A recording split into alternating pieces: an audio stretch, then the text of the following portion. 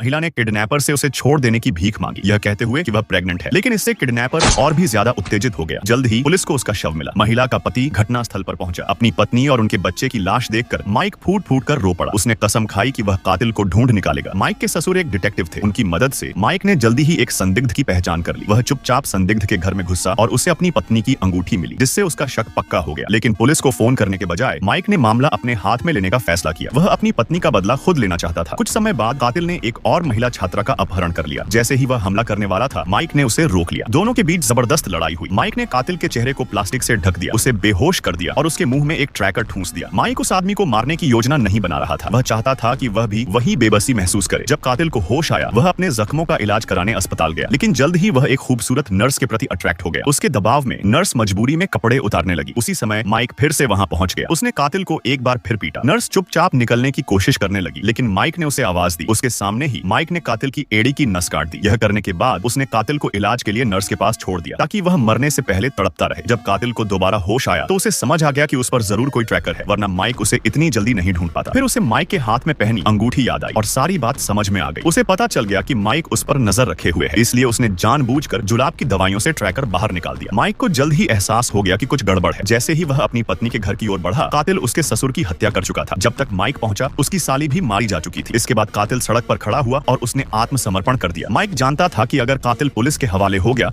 तो वह बदला लेने का मौका खो देगा, इसलिए उसने जानबूझकर गाड़ी का दरवाजा तोड़ा और पुलिस के सामने ही कातिल को उनसे छीन लिया। एक छोड़े हुए गोदाम में माइक ने कातिल के मुंह में एक पेचकस घोंप दिया, लेकिन कातिल ने हार मानने से इनकार कर दिया। उसने कातिल के सिर के ऊपर एक कसाई का चाकू लटका दिया, यह जानते हुए कि अगर दरवाजा खुला तो ब्लेड नीचे गिर जाएगा। उसी समय कातिल का परिवार वहां पहुंच